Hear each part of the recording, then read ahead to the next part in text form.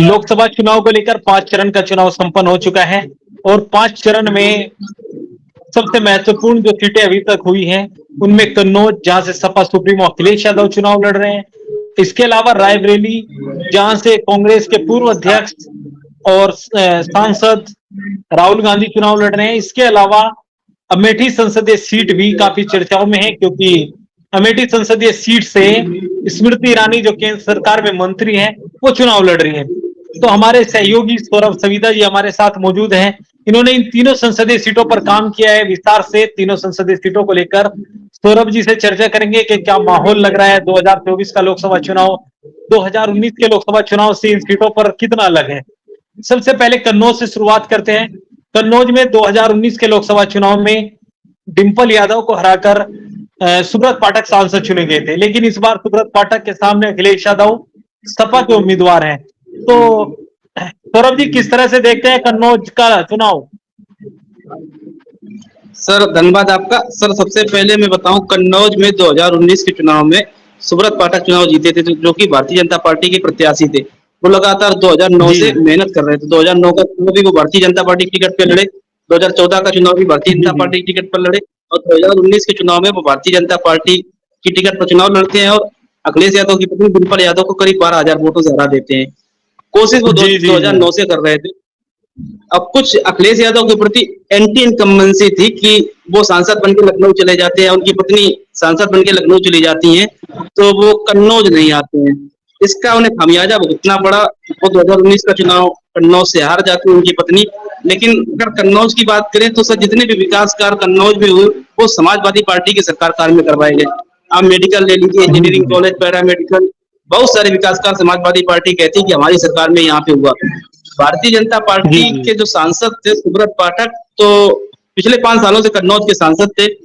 इस बार चूंकि डिंपल यादव मैनपुरी से चुनाव लड़ रही थी, तो वो कन्नौज से चुनाव नहीं लड़ी। चर्चा थी अखिलेश यादव चुनाव लड़ेंगे। अंतिम समय में अखिलेश यादव ने प्रत्याशी बदला, तेज प्रताप यादव को प्रत्याशी घोषित किया था कन्नौज से। कार्यकर्ताओं में थोड़ी नाराजगी थी कि तेज प्रताप यादव इधर से चुनाव हार सकते हैं। उसके बाद उन्होंने अपना फैसला खुद बदला, तेज प्रताप की टिकट काटकर खुद चुनावी मैदान में आ गए। 25 अप्रैल को उन्होंने कन्नौज से नामांकन फाइल कर दिया। जी, काफी कवरेज की, लोगों के बीच गए आप, कई वीडियो आपने हमारे चैनल पर भी चलाई है वहां की। तो क्या लग रहा है इस बार, क्या सुब्रत पाठक के खिलाफ एंटी इनकम्बेंसी थी, या अखिलेश यादव की लोकप्रियता, जो आपने बताया कि वहां पर विकास कार्य उनके द्वारा कराए गए थे अपनी सरकार में, क्या लगा लोगों ने किन मुद्दों पर वोट किया इस बार कन्नौज में? सर करीब मैं यहाँ पे 40 से 45 गांव और कस्बों में गया, तो मुझे ये तो लगा, गांव के लोग, कस्बों के लोग ये कह रहे थे कि जो समाजवादी पार्टी की सरकार ने विकास कार्य कन्नौज में हुए, वो किसी भी सरकार में नहीं हुए।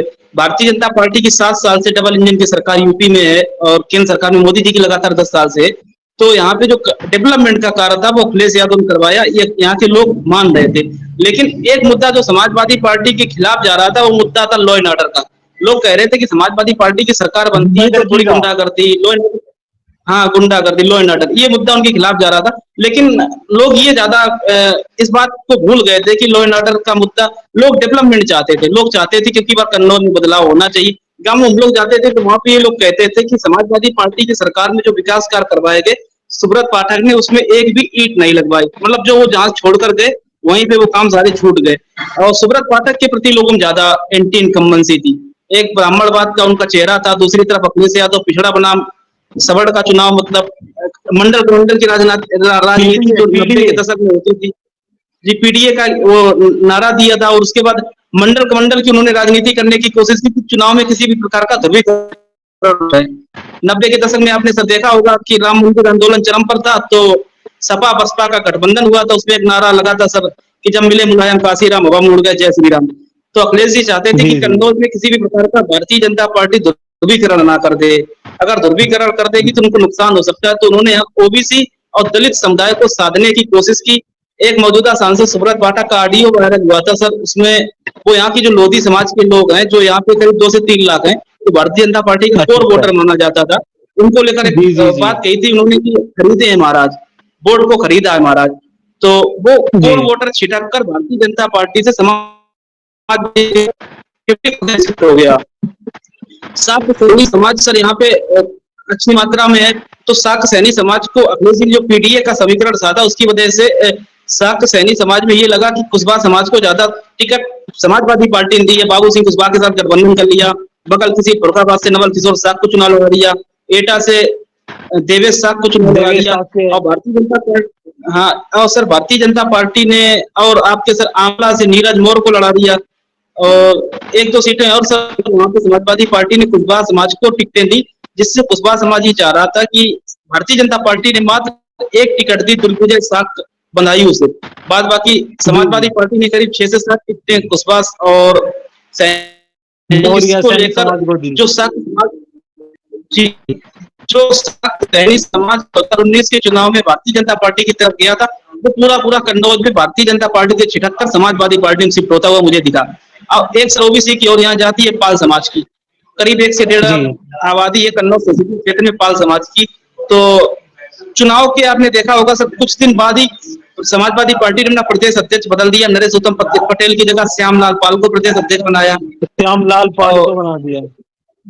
जी जी जी सर, तो इससे उन्होंने पाल वोट को साधने की पूरी कोशिश की। अब पाल समाज के नेता हैं, लोग की स्थानीय को लेकर भी एक माननीय सांसद सुब्रत बाटा का ऑडियो वायरल हुआ था कि तुम टिकट मांग रहे हो जबकि मैं यहाँ से सांसद हूँ, टिकट मुझे ही मिलेगा, कितने भी हाथ पैर मार लो, टिकट सुब्रत बाटा का कोई नहीं लड़वा सकता है, तुम टिकट चुनाव नहीं लड़ पाओगे, अच्छा होगा कि तुम मेरे लिए प्रचार करो और टिकट की अपनी जिद छोड़ दो।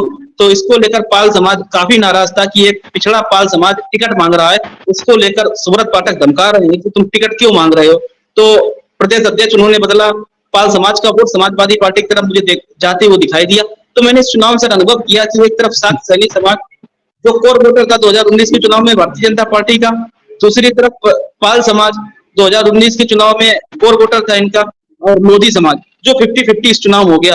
ये अखिलेश यादव को बोनस का काम कर गया। ये वोट समाजवादी पार्टी को कभी नहीं मिलता था, अब की बार कन्नौज में मिला।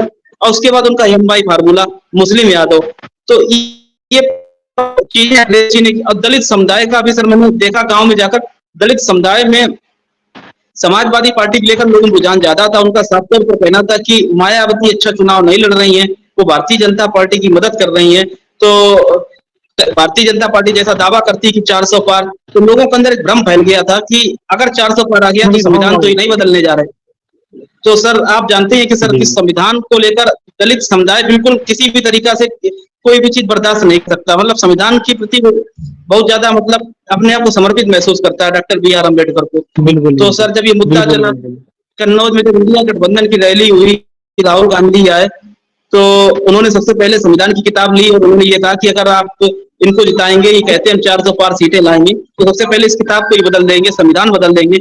इसका लोगों में बहुत ज्यादा मैसेज गया कि भारतीय जनता पार्टी को चुनाव जिताने के लिए मायावती ने एक मुस्लिम प्रत्याशी खड़ा किया है कि किसी भी तरीके से भारतीय जनता पार्टी की मदद हो जाए और समाजवादी पार्टी चुनाव हार जाए। तो उन्होंने जो दलित वर्ग का वोट है वो 50% समाजवादी पार्टी की तरफ चला गया, जो मायावती का कोर वोटर होता था। अब 50% में मायावती और Bharatiya Janata party vote divide हो गया। ये भी नुकसान बहुत ज्यादा बसपा को हुआ और वो वोट का फायदा समाजवादी पार्टी को मिला। और सर सबसे बड़ी बात यहाँ पे ये है कि मौजूदा सांसद सुब्रत पाठक के खिलाफ बहुत ज्यादा एंटी इनकम्बेंसी थी, बहुत ज्यादा।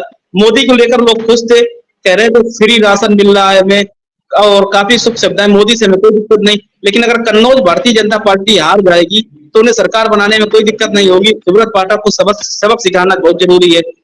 लोगों के अंदर ये सब धारणा थे कि ओबीसी और दलित वर्ग नहीं चाहता था कि सुब्रत पाठक यहाँ से दोबारा सांसद बनकर जाएं, क्योंकि उन्हें लगता था कि सुब्रत पाठक ओबीसी और दलित को सही तरीके से उनका हक नहीं दे पा रहे हैं। उनसे बहुत ज्यादा नाराजगी थी ओबीसी और दलित वर्ग का, जो मुझे लगता है चुनाव बहुत ज्यादा भारी पड़ गई माननीय सांसद जी पर।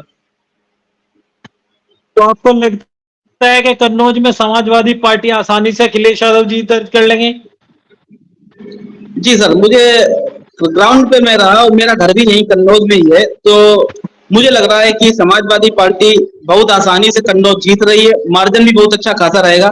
और भारतीय जनता पार्टी ने गलत प्रत्याशी पर दांव लगाया, ये बात सही है। 2019 में वो चुनाव जीत गए थे, लेकिन एंटी इनकम्बेंसी बहुत ज्यादा थी, सत्ता विरोधी लहर उनके खिलाफ थी। अगर भारतीय जनता पार्टी टिकट बदल देती, किसी और चेहरों को लड़ा देती, हो सकता था मुकाबला थोड़ा टाइट हो जाता।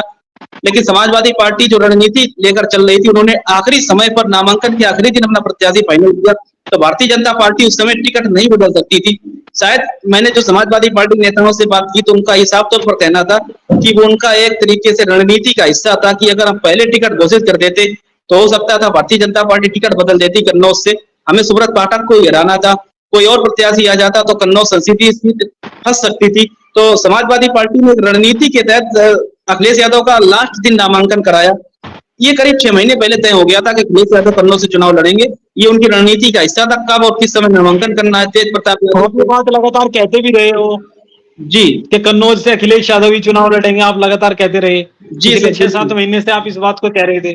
जी सर सौरभ, मैं एक बात समझना चाहूंगा, आपसे लगती हुई सीटें कानपुर नगर, जी आपसे फर्रुखाबाद भी लगती है, एटा भी लगती है। आपने जो ये सैनी, कुशवाहा, साक्य, मौर्य, पाल समाज का जिक्र किया, तो क्या केवल कन्नौज में ये फैक्टर था या अन्य सीटों पर भी था? सर मैं बताता हूँ, एटा में राजवीर सिंह सांसद है, राजू भैया कल्याण सिंह के पुत्र हैं, तो लगातार वो 2 बार से वहां सांसद चुने जा रहे हैं, बड़ा चेहरा है। तो एटा में ज्यादा नहीं गया, मैं 1 दिन के लिए गया, लेकिन वहां पे जो कोर वोटर है शाक्त समाज का, वो पिछली बार भारतीय जनता पार्टी को वोट करके आया था। वहां पे पिछली बार समाजवादी पार्टी ने देवेंद्र यादव को चुनाव लड़ाया था, यादव। जी तो जी। वहां पे पिछली बार शाक्त समाज को समाजवादी पार्टी ने टिकट दिया। पिछली बार सपा बसपा का गठबंधन था, बहुत अच्छी लड़ाई हुई थी वहां पे, लेकिन अब की बार यादव को टिकट ना देकर उन्होंने कुशवाहा पर दांव लगाया, जो भाजपा का कोर वोटर था। तो वहां पे बहुत कांटे की लड़ाई है। राजवीर भी जीत सकते हैं और देवेश साक भी चुनाव जीत सकते हैं।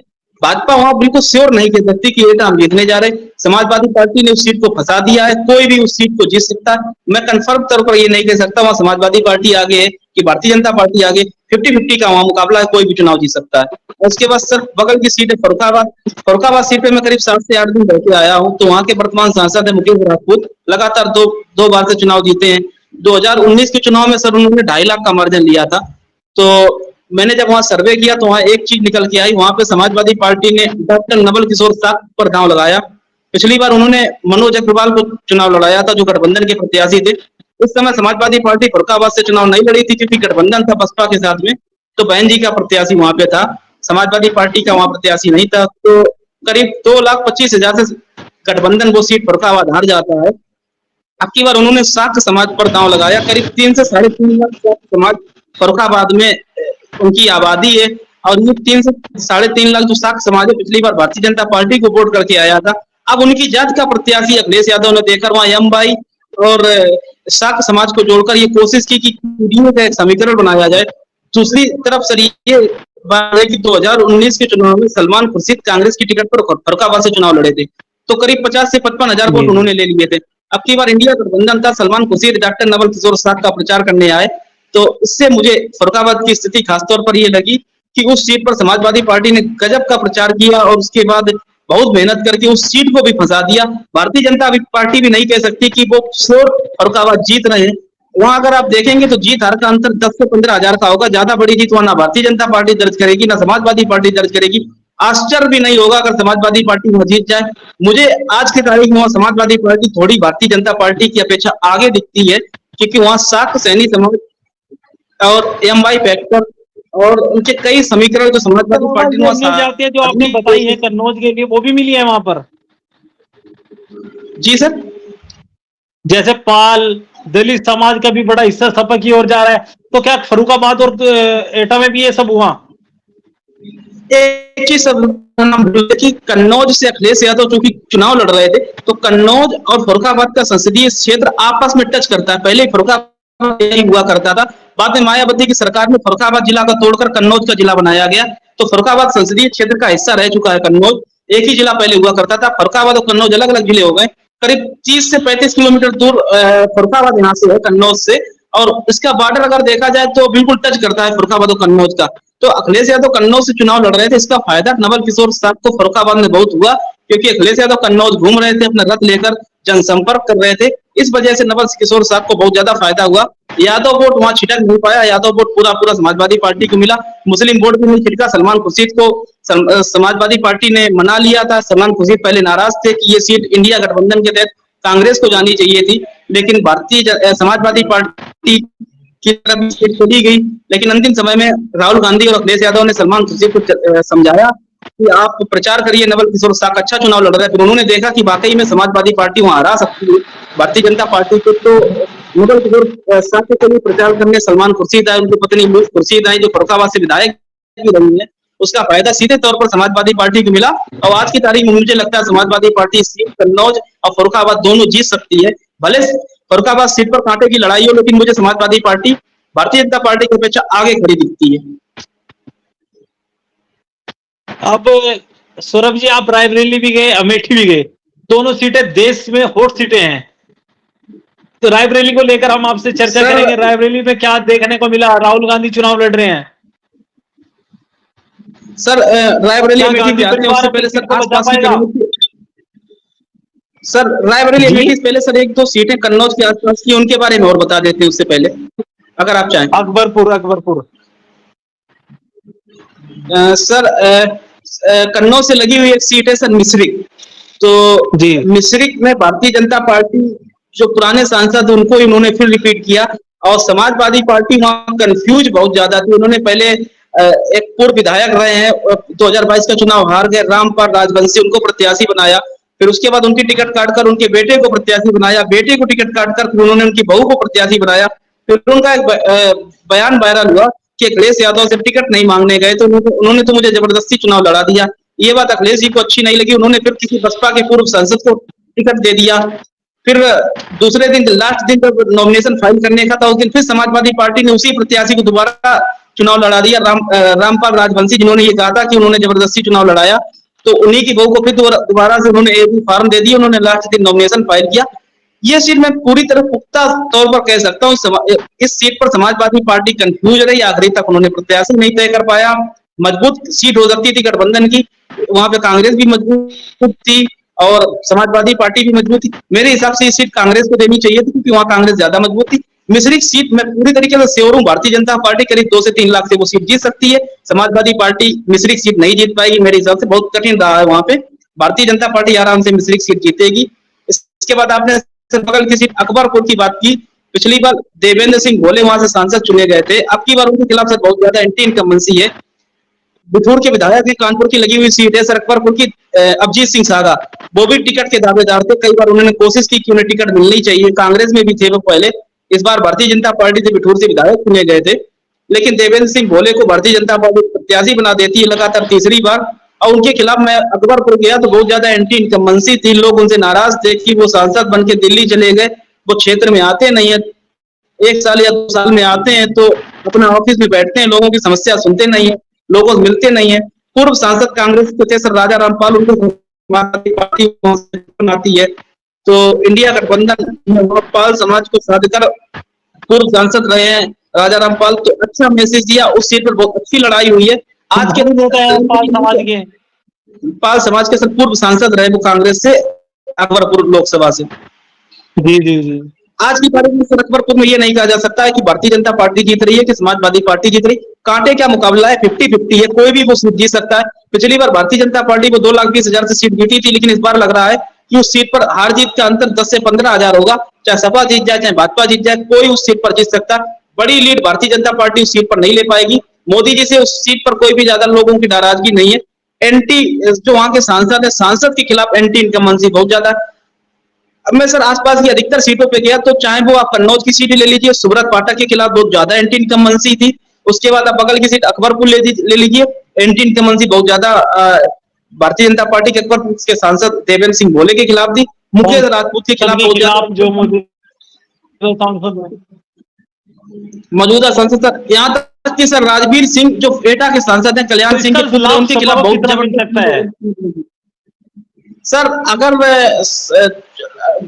अलग अलग संसदीय क्षेत्रों पर मुझे जाने पड़ी है तो महसूस हुआ, लोग ये कह रहे थे कि मोदी की सरकार केंद्र में आनी चाहिए, लेकिन इन सांसदों को हम हरा देंगे। लेकिन अब जब सांसद नहीं रहेंगे तो अब सरकार कैसे बनाएंगे जब सांसद ही हरा देंगे। कन्नौज के लोग ये कहते थे कन्नौज अगर भाजपा हार जाएगी तो मोदी जी तब भी सरकार बना लेंगे। फरुखाबाद में जब हम लोग गए तो वहां मुकेश राजपूत के लिए लोग कहते थे कि मुकेश राजपूत हार जाएंगे तब भी मोदी जी बना। अलग अलग सीटों पर यही माहौल था सर कि हमारे सांसद को हरना चाहिए, देश में प्रधानमंत्री मोदी जी को ही बनना चाहिए। लेकिन सबसे बड़ी बात सर, भारतीय जनता पार्टी, मुझे लगता है कि सबसे बड़ी चूक ये हो गई कि भारतीय जनता पार्टी ने सर, आपने देखा होगा कि बहुत कम टिकटें काटी, ना के बराबर टिकटें काटी, ज्यादातर सांसदों को सर रिपीट कर दिया।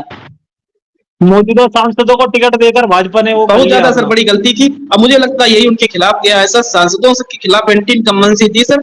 जैसा कि सर मध्य प्रदेश में उन्होंने एक्सपेरिमेंट किया, विधायकों को संसदीय का चुनाव लड़ा दिया और सांसदों को विधायकी का चुनाव लड़ा दिया। इससे उनको थोड़ा लाभ मिला, लेकिन उत्तर प्रदेश में वो विधायकों को सांसदीय का चुनाव नहीं लड़ाया उन्होंने। ना किसी की टिकट बदली, ना किसी की टिकट काटी। जैसी स्थिति 2019 में थी, वस्तुतः वही स्थिति उन्होंने 2-4 टिकटें उन्होंने काटी भी, वो मजबूरी में काटी।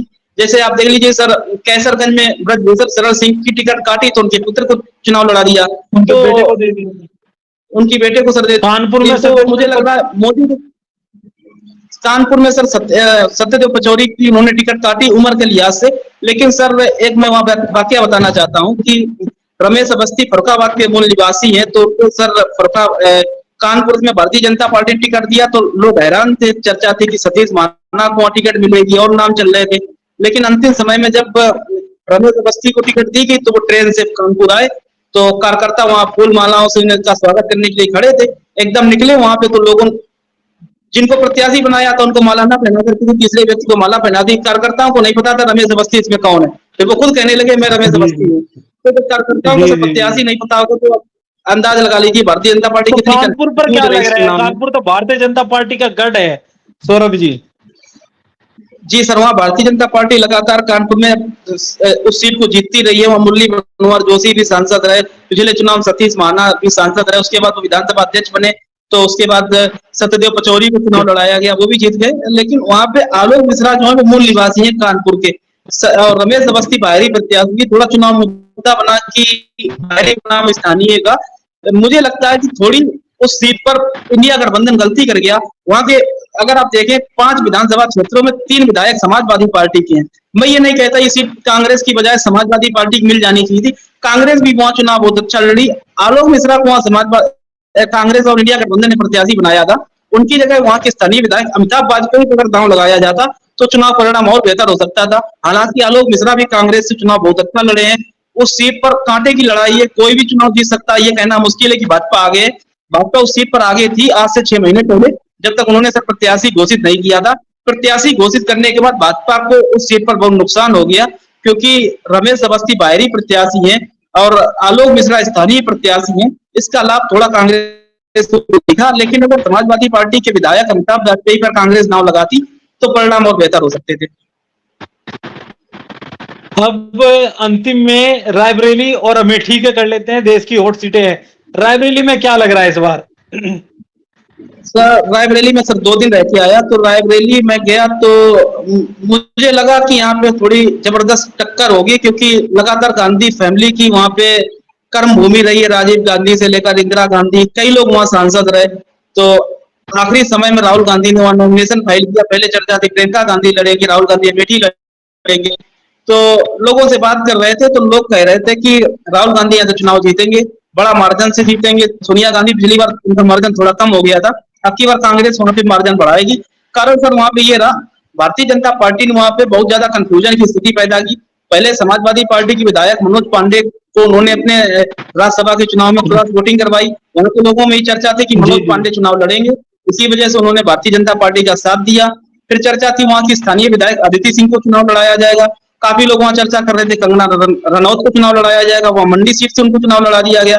लेकिन इस कंफ्यूजन का नतीजा ये रहा। अब फिर लोग यहाँ ये भी कह रहे थे कि अगर आपको दिनेश प्रताप सिंह को चुनाव लड़ाना था तो आप अंतिम समय तक कांग्रेस का प्रत्याशी खोजने के लिए क्यों रुके रहे? आपको पहले नाम घोषित कर देना चाहिए था। वो तो पिछली बार भी आपके प्रत्याशी थे, सोनिया गांधी ने उन्हें चुनाव हराया था। इतनी लेट आपने उनका प्रत्याशी का नाम घोषित किया। आप कोई सरप्राइज एलिमेंट कर सकते थे, कोई बड़ा नाम ला सकते थे, तो थोड़ा चुनाव दिलचस्प हो जाता। दिनेश प्रताप सिंह के खिलाफ नाराजगी बहुत ज्यादा लोगों में है। अगर वहां पे गांधी परिवार इतने साल शासनकाल में रहा, मुझे गांधी परिवार के खिलाफ पेंटिंग कमेंसी नहीं देखने को मिली। लोग वहां के कहते हैं कि गांधी परिवार को अपना परिवार मानते हैं, गांधी परिवार हम लोगों को अपना मानता है, हम लोग उनको छोड़ नहीं सकते हैं। दिनेश प्रताप सिंह के लिए लोग कहते हैं, कुछ लोग उनको कहते हैं भूमाफिया हैं, लोगों की जमीन कब्जाई है इन्होंने, और सत्ता की थोड़ी ज्यादा इनको मतलब वो लालसा होती है, सत्ता की हनक में जमीनों को कब्जाते हुए लोगों को बहुत ज्यादा नुकसान किया। कई तरीके के वहां के लोगों ने आरोप लगाए कि मतलब हम इनको वोट नहीं देना चाहेंगे। वहां के ब्राह्मण मतदाता थे, वो भी नाराज थे कि भारतीय जनता पार्टी ने एक भूमाफिया को टिकट दे दी। उनके कार्यकर्ता कह रहे थे कि बहुत गलत टिकट दे दी। मुझे लगता है भारतीय जनता पार्टी ने वहां कोई एक्सपेरिमेंट नहीं किया, जो उनकी गलती हो गई। दिनेश प्रताप सिंह बहुत कमजोर प्रत्याशी वहां पे है रायबरेली में। अमेठी को लेकर क्या है? अमेठी में सर पहले चर्चा थी कि कांग्रेस ने केएल शर्मा को प्रत्याशी बनाकर स्मृति ईरानी को वॉकओवर दे दिया। वहां पे कांग्रेस पार्टी ने इस सीट को छोड़ दिया, कोई दम नहीं लगाई। कांग्रेस पार्टी इस सीट पर लड़ना ही नहीं चाहती थी। राहुल गांधी अमेठी छोड़कर रायबरेली चले गए और प्रियंका गांधी चुनाव नहीं लड़ रही है। तो जब वहां गए तो लोगों से मैंने बात की तो लोग ये कह रहे थे कांग्रेस ने जब सीट को राहुल गांधी ने यहाँ नहीं चुनाव लड़ा तो पहले तो लगा इस सीट पे स्मृति ईरानी आराम से चुनाव जीत लेंगी, लेकिन उसके बाद प्रियंका गांधी ने जब वहां पे काम करना शुरू किया 6 तारीख के बाद, लगातार वहां डेरा डाल दिया, लगातार हर गांव में गई, करीब 50 से 60 वहां पे नुक्कड़ सभाएं की, इंडिया गठबंधन की रैली भी हुई। इसके बाद वहां एक माहौल बनना शुरू हुआ। स्मृति ईरानी के खिलाफ सर पहले से ही बहुत ज्यादा नाराजगी थी। उन्होंने वादा किया था कि राहुल गांधी आपको छोड़कर दिल्ली चले जाते हैं, नामांकन करने के बाद अब फिर 5 साल बाद वापस आते हैं। अब की बार उनके ऊपर ये मुद्दा हावी हो गया कि स्मृति ईरानी 5 साल बाद यहाँ पे करीब 6 महीने पहले अमेठी आई, उन्होंने अपना घर बनाया, गृह प्रवेश किया। अभी साल भर पहले उन्होंने गृह प्रवेश किया, जबकि उनका ये वादा था कि मैं अमेठी में ही रहूंगी, लेकिन 4 साल बाद उन्हें अपने घर बनाने की याद आई। तो इससे लोगों मतदाताओं में ये था कि आप 5 साल पहले सांसद चुनी गई और साल भर पहले अमेठी आती हैं, 4 साल तक अब अमेठी नहीं आती हैं। तो जो काम राहुल गांधी ने वहां शुरू किए थे वो स्मृति ईरानी उन कामों को आगे नहीं बढ़ा सकी और अमेठी में लोगों की नाराजगी बहुत ज्यादा थी स्मृति ईरानी के प्रति। लोग चाहते थे कि वहां बदलाव होना चाहिए। लोग कह रहे थे 2019 में गलती हो गई, हमने गांधी परिवार को हराया, लेकिन अब की बार केएल शर्मा चुनाव जीतेंगे और इसके बाद क्या बोलते राहुल गांधी अगर चुनाव लड़ते तो स्मृति ईरानी की जमानत जब्त हो जाती। वहां के लोग काफी कह रहे थे, कामों में लोग बहुत ज्यादा नाराज थे स्मृति ईरानी के प्रति। वहां पे भी मुझे लगता है कि मोदी जी के नाम पर ही भारतीय जनता पार्टी को जो वोट मिलेगा, स्मृति ईरानी के नाम पे नहीं मिलेगा। स्मृति ईरानी के खिलाफ एंटी इनकम्बेंसी मुझे बहुत देखने को मिली। और सर मैं एक बात लास्ट में और कहना चाहूंगा कि प्रियंका गांधी का फैक्टर दोनों सीटों पर चला। प्रियंका गांधी ने गांव में जाकर नुक्कड़ सभाएं की, रोड शो किए, अमेठी रायबरेली को दोनों करीब 6 से 7 दिन वहां रुककर उन्होंने कैंप किया, जिसका फाइनल रायबरेली अमेठी में करीब 6 तारीख के बाद वहां लगातार रुकी। उन्होंने रायबरेली से ज्यादा अमेठी पर ध्यान दिया। और केएल शर्मा एक ब्राह्मण प्रत्याशी थे जिसका लाभ मुझे कांग्रेस को वहां मिलते दिखा और स्मृति ईरानी के खिलाफ एंटी इनकम्बेंसी बहुत जबरदस्त थी। मुझे लगता है सर रायबरेली और अमेठी इंडिया गठबंधन बहुत बड़े मार्जिन से दोनों सीट जीतेगा। स्मृति ईरानी मुझे आज की तारीख में अमेठी से चुनाव हारते हुए दिख रही हैं और रायबरेली से राहुल गांधी का मार्जिन पिछली बार की अपेक्षा जो सोनिया गांधी जीती थी उससे काफी ज्यादा बढ़ेगा। स्मृति ईरानी चुनाव हारेंगी, मुझे करीब करीब होता ही लगता है। बहुत ज्यादा नाराजगी हमें देखने को मिली। जिन सीटों पर हमने आपसे चर्चा की इनमें आप मानते हैं कि मिश्रित भारतीय जनता पार्टी के पक्ष में जाती दिख रही है? कन्नौज, अमेठी, रायबरेली, फर्रुखाबाद, इन सीटों पर सपा मजबूत है। एटा में आप कड़ा मुकाबला मान रहे हैं। अकबरपुर को लेकर आप सपा को बढ़त और कानपुर में कड़ा मुकाबला? कानपुर में सर कड़ा मुकाबला है, अकबरपुर में सपा को बढ़त है सर और फर्रुखाबाद में सपा को बढ़त है। कन्नौज समाजवादी पार्टी सीट जीत सकती है और सर रायबरेली अमेठी में श्योर तौर पर कहूंगा कांग्रेस सीट जीत सकती है। भारतीय जनता पार्टी चुनाव अच्छा नहीं लड़ पाई जितनी उनसे उम्मीद थी। तो सौरभ जी 80 की 80 सीटें जीतने का कैसे रहेगा फिर? मेरे हिसाब से सर ये एक दावा है हर पॉलिटिकल पार्टी करती है कि जैसे मोदी जी ने काम 400 पार 80 पार, तो ये सर अपने कार्यकर्ताओं को मतलब जोश जगाने का एक है। अखिलेश यादव भी जैसे कह रहे हैं कि अब 79 सीट जीतेंगे, एक सीट पर लड़ाई वो क्योटो सीट है उस पर भी कड़ा मुकाबला करेंगे। तो सर ये दावा हवा इस पे मुझे लगता है आज की तारीख में समाजवादी पार्टी अच्छा चुनाव लड़ रही है। थोड़ा और बेहतर होता है 6 महीने पहले जाते अंतिम समय में इन्होंने गठबंधन किया कांग्रेस के साथ में अलायंस इनका करीब 1 साल पहले हो जाना चाहिए था। ये गठबंधन थोड़ा देरी से धरातल पे आया। ओवरऑल आपको अभी तक क्या लग रहा है सौरभ, कितनी सीटें विपक्ष जीत सकता है उत्तर प्रदेश में? आपकी भी लोगों से बात होती रहती है, आप भी काफी एक्टिव रहते हैं। आज की तारीख में मेरे हिसाब से सर 25 से 30 सीटों पर विपक्ष मुझे उत्तर प्रदेश में आगे दिखता है। यानी 10 से 15 ऐसी सीटें 25 से 30 सीटें विपक्ष जीत सकता है और 10 से 15 ऐसी सीटें होंगी जिन पर कड़ा मुकाबला होगा। जो सीटें कोई भी जीत सकता है, अगर उनमें आधी आधी कर दी जाए, अगर 15 सीटों का हम लेकर चले, 8 सीटें समाजवादी पार्टी दे दें, 8 भारतीय जनता पार्टी दे दें, तो आज की तारीख में मुझे करीब 35 सीटों पर इंडिया गठबंधन जीतते हुए चुनाव दिख रहा है। यानी बराबर मुकाबला है। सर कोई भी चुनाव जीत सकता है, इसमें कोई दो राय नहीं। बेरोजगारी का मुद्दा बहुत ज्यादा चुनाव में चला, और इसके बाद एक संविधान का मुद्दा बहुत अग्निवीर। ज्यादा चला, अग्निवीर का सर बहुत ज्यादा मुद्दा चला। तो चुनाव कोई भी जीत सकता है, इसमें कोई दो राय नहीं। मोदी जी को लेकर नाराजगी, मुझे वास्तव में मैं मानता हूँ इतनी नाराजगी देखने को नहीं मिली। गांव में गया, कस्बों में गया, लोग ration, free ration, Ayushman card, Samman Nidhi, जो सरकार की बेनिफिशियरी स्कीम लेकिन है, उनसे सौरभ जी, लोग खुश बेरोजगारी थे। अग्निवीर भी तो, मोदी जी का विरोध बेरोजगारी और अग्निवीर को लेकर भी तो रहा है। हाँ सर, विरोध तो रहा, लेकिन इतना विरोध नहीं था सर। लेकिन स्थानीय सांसदों से बहुत ज्यादा नाराजगी थी कि सांसद वोट लेकर चले जाते हैं, फिर 5 साल बाद ही नॉमिनेशन फाइल करने आते हैं। तो मुझे लगता है एंटी मोदी वोट ना पड़कर जो विपक्ष को फायदा दे रहा है, वो जो सांसदों से नाराजगी है, उससे ज्यादा विपक्ष को थोड़ा फायदा मिल रहा है। आसपास की मैं काफी सीटों पर गया तो लोगों को यही नाराजगी थी कि आसपास के सांसद यहाँ आते नहीं है। चाहे फरुखाबाद हो गया, चाहे कानपुर हो गया, चाहे कन्नौज हो गया, अगली यहाँ अगली बहुत वीडियो में ज्यादा। किन सीटों पर चर्चा करेंगे सौरभ जी? दर्शकों को बता दीजिए सर कि किन सीटों पर अगली वीडियो में चर्चा करेंगे, किन किन। अगले वीडियो में सर हम पूर्वांचल में रहेंगे। 25 तारीख को पूर्वांचल में छठे फेज का चुनाव है। तो अगले वीडियो हम प्रयागराज और बगल की सीट आपकी प्रतापगढ़, और सर प्रतापगढ़ में चुनाव है सर।